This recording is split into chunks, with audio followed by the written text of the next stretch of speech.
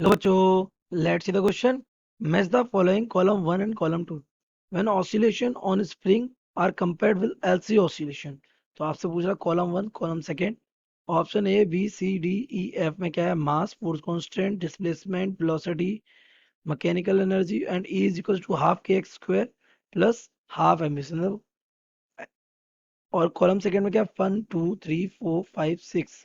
That is reciprocal of capacitance 1 upon C. Current I is equal to D Q over D T. Inductance L, electromagnetic energy, and U is equals to half Q square upon C plus half Li square and charge Q.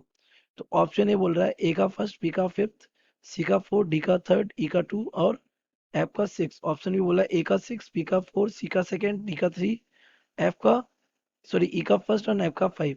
Option C कह रहा है ए का third, B का first, सी का six, D का second, ई का fourth and F का fifth. And option D कह रहा है ए का सेकेंड हो जाएगा, बी का फोर्थ हो जाएगा, सी का फिफ्थ हो जाएगा, डी का सिक्स, ई का थर्ड और एफ का फर्स्ट. तो let's see the key concept of this question.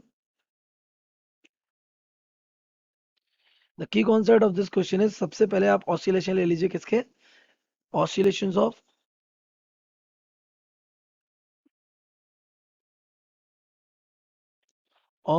Spring. एक स्प्रिंग की अगर आप ऑसिलेशन कंडीशन क्या होती है?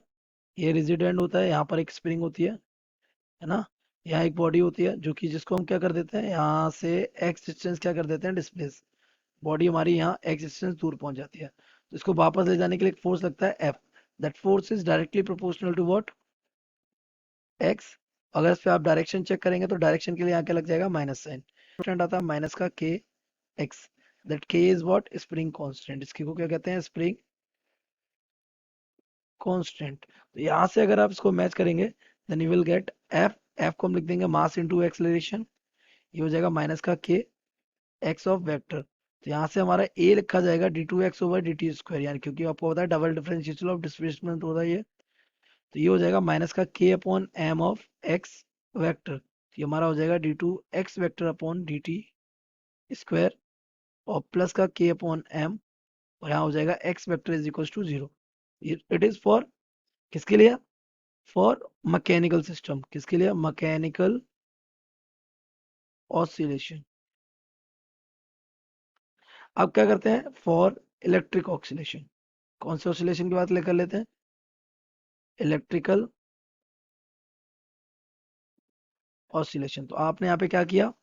एक कैपेसिटर लिया और यहाँ लगा दिया आपने इंडक्टर. तो आपको पता है इसमें भी एनर्जी होगी और इसमें भी होगी. तो मान लिया इसमें हमारा चार्ज कितना था? क्यू. तो इसका पोटेंशियल हो जाएगा क्या? क्यू अपॉन सी. ये सी है और ये एल हो जाएगा. दोनों की एनर्जी अगर बात अगर की जाए, दोनों में अगर अप्लाई KVL करें, अप्लाइंग KVL, तो अगर आप सर्किट देखें, मान लिया इसमें करंट कितना चल रहा था? आई. तो वो आई इसमें क्या अपोजिट बैक ईएमएफ क्रिएट कर रहा होगा. That will be equals to the Q upon C. तो Q upon C will become equal to what? L D I over D T. वो भी किसका?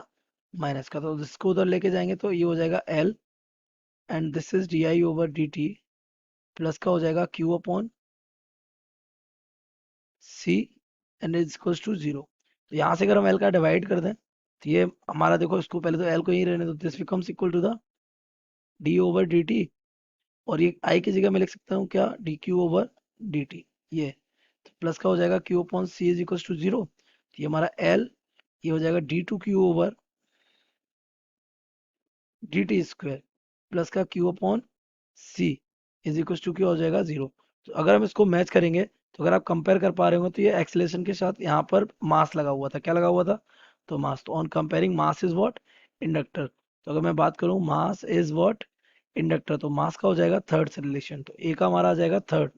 तो ए का थर्ड हमारा आ जाएगा, ये हो जाएगा सी ऑप्शन में हमारा ए का क्या है? थर्ड. तो बी को देख लेते हैं. इसके बाद अगर आप देखें तो बी हमारा यहाँ पे आ जाएगा. बी में पूछा किसको है? बी में आपको पूछा है फोर्स कांस्टेंट के को. तो यहाँ देख लीजिए फोर्स कांस्टेंट के कहाँ लाई कर रहा है? फोर्स कांस्टेंट के लाई कर रहा है कब? जब ये मास यही था तो ये जो डिस्प्लेसमेंट के साथ था. तो आप यहाँ देखें हमारे क्यू के साथ कौन है? क्यू के साथ हमारे यहाँ पे 1/c. We can represent is as L. It is D two Q over D T square and plus 1/c, है ना। और ये हो जाएगा q इज इक्वल टू 0। तो q के साथ कौन लाई कर रहा है यहाँ पे, ये लाई कर रहा है यहाँ पे 1/c। तो 1/c is equal to what, k। तो आपका बी ऑप्शन चला जाएगा k के साथ। That means reciprocal of 1/c यानी फर्स्ट। तो देखो ये b का क्या हो गया, फर्स्ट हो गया। सी को देख लेते हैं, सी हमारा क्या, डिस्प्लेसमेंट एक्स।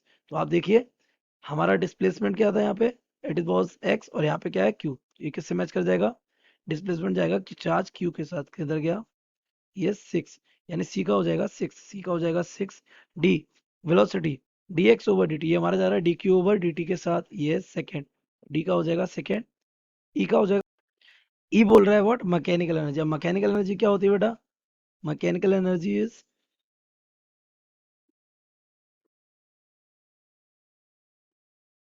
Total energy. कौन सी energy, total energy. That means कौन कौन सी एनर्जी, एक kinetic energy and potential energy. तो इस वाले केस में कौन कौन सी एनर्जी, तो एक तो इलेक्ट्रिकल एनर्जी होगी, एक मैग्नेटिक एनर्जी होगी। तो उसे हम बोलते हैं इलेक्ट्रोमैग्नेटिक एनर्जी। तो हमारा ये ई वाला किससे, फोर्स से मैच कर रहा है, तो ई वाला मैच कर रहा है किससे, फोर्स से। लास्ट ये देखिए इसमें क्या है, E is equal to half K X square और हाफ एम वी स्क्वायर। और आप यहाँ देखिए half Q X square half Y square, यानी एफ चला जाएगा हमारा किसके साथ, फिफ्थ के साथ। Option C is correct, the correct option